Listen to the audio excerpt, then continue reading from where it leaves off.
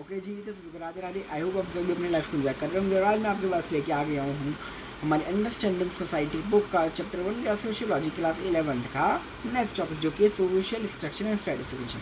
चलिए समझते हैं सोशल स्ट्रक्चर से क्या मतलब है। देखिए, the term social structure points to the fact that society is structure. देखिए, आप बताइए क्या समझते हैं सोशल स्ट्रक्चर मतलब? सोशल का मतलब सोसाइटी। अरे यार, राइटिंग इतनी अच्छी नहीं आती, कोई बात नहीं। स्टेप से कि सोसाइटी समझ लिया आप, मेरे मुंह से समझ लीजिए। सोशल मतलब सोसाइटी और स्ट्रक्चर कि मतलब जो है हमारी जो सोसाइटी है वो स्ट्रक्चर्ड है। अब यहाँ पे स्ट्रक्चर का मतलब क्या है शान भाई? देखिए, यहाँ पे इस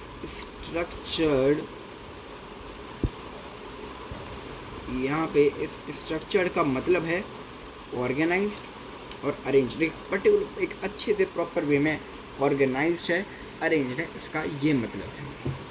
ठीक है, तो the social environments in which we exist do not just consist of random environments or events or actions. Okay,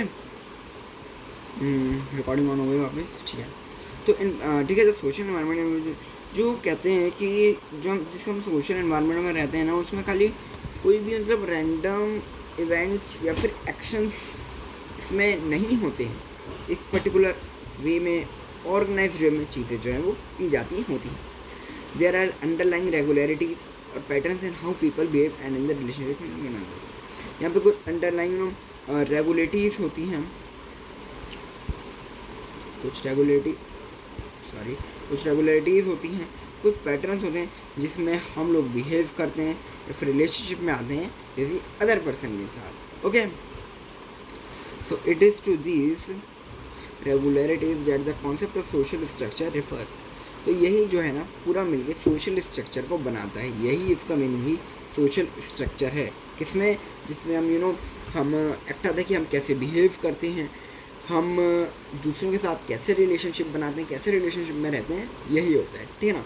up to a point it is helpful to think of the structure characteristics of society as remaining structure of building. देखिए, कहते हैं जो हमारा society का structure है ना, उसको हम ऐसा एक बिल्डिंग के स्ट्रक्चर की तरह जो है वो देखा जा सकता है। जैसे कि भाई एक बिल्डिंग की वॉल्स होती हैं, फ्लोर होता है, रूफ होता है, ठीक है, जो कि सभी चीज़ें एक साथ मिलके उसको एक शेप देती है, उसको एक फॉर्म देती है, जब तो वो बिल्डिंग कहलाती है। अगर भाई फ्लोर, वॉल्स और रूफ ऐसी पड़ी हो जाएं, क्या उनको बिल्डिंग कहा है या नहीं? उनको अच्छे से ऑर्गेनाइज किया जाता है, ये है ना, पैटर्न में किया जाता है, जब उनको जो है एक बिल्डिंग कहा जाता है। ठीक है, सॉरी। तो कहते हैं social structures are made about human actions and. वैसे ही जो यहाँ पे सोशल स्ट्रक्चर्स होते हैं वो अब किस किस चीज़ों से मिलके बने होते हैं? हमारे जो सोशल स्ट्रक्चर्स होते हैं वो ह्यूमन एक्शन, जो हम ह्यूमन एक्शन करते हैं, एक्ट करते हैं, उससे बन के मिलते होते हैं।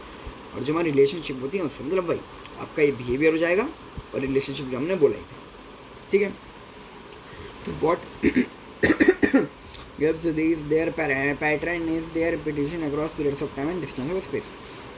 तो जो और चीज़ें हैं ना वो repetition across period of time चलती रहती हैं, पीरियड ऑफ टाइम बीत जाते हैं, चलती रहती हैं, ऐसे ही डिस्टेंसेज हो जाते हैं। यहाँ पे नहीं, वहाँ पर भी और यहाँ पर भी, दोनों जगह ही ऐसे चल रहा है।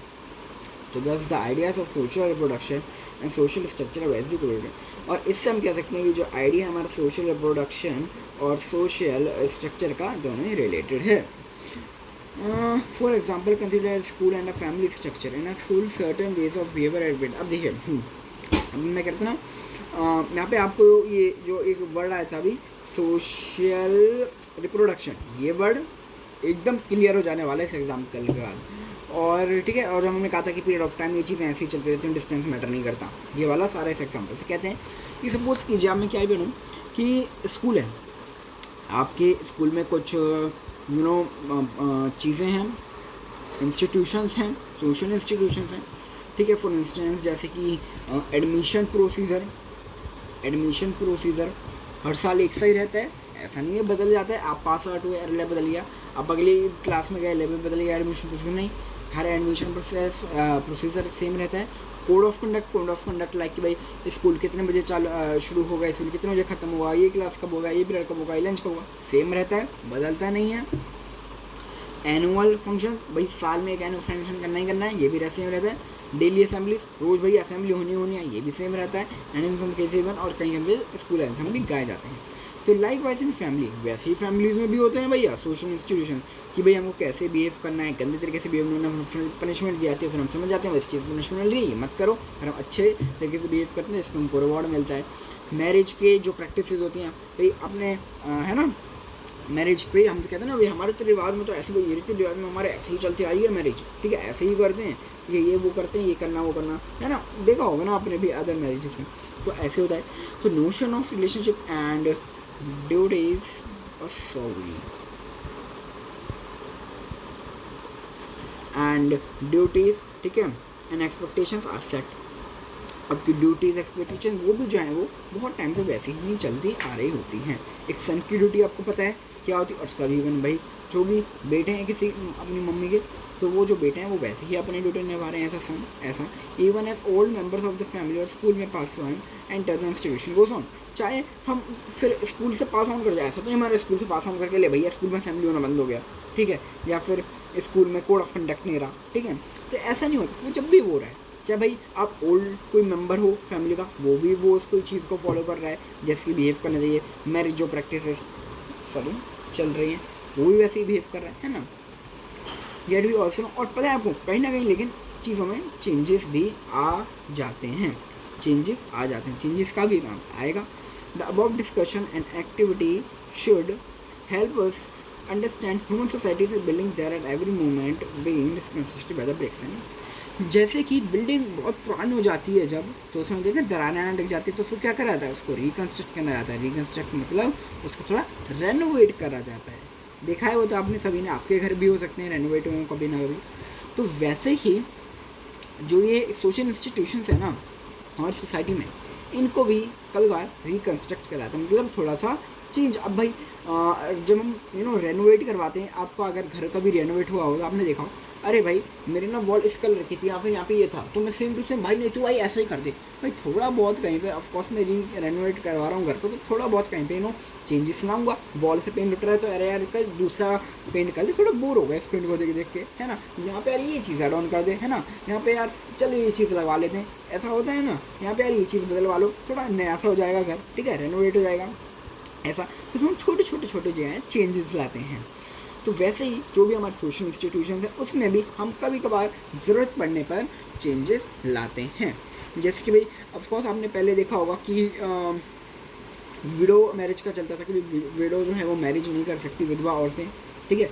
लेकिन अब जैसे जैसे सोसाइटी को लगा, लोगों को लगा हाँ भाई ये चीज़ गलत है, जैसे लोगों ने आवाज़ उठाई, धीरे धीरे वो बढ़ा, ठीक है, एक मूवमेंट बढ़ा। और आज देखिए, आज ऐसा कोई लॉ नहीं है कि विडो जो है रीमैरिज नहीं कर सकती, समझ रहे आप।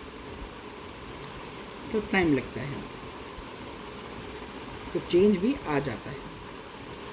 और उससे क्या होता है, इंट्रोड्यूसिंग चेंजेस। यहाँ पे वही चीज़ लिखी हुई है, देखो।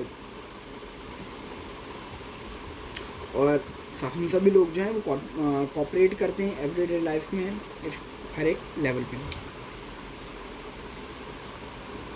और ये भी भाई झूठ नहीं है, ये भी सच है कि भाई जो हम सब हैं, हम एक दूसरे से ऑफकोर्स कम्पीट करते हैं एक दूसरे से। The fact cooperative behaviour serious conflict. और जब भाई जहाँ पे कोऑपरेट बिहेवियर है वहाँ पे कभी कभार जो है हम सीरियस कॉन्फ्लिक्ट भी चीज़ों में देख लेते हैं। हम उसको नेक्स्ट अगले चैप्टर में पढ़ने जा रहे हैं। तो आई होप आपको यहाँ तक अच्छे समझ आया। नेक्स्ट चैप्टर हम नेक्स्ट वीडियो में यहाँ से शुरू करने वाले हैं, ठीक है ना। आई होप तो तब तक के लिए रात बढ़िया समझ में आया।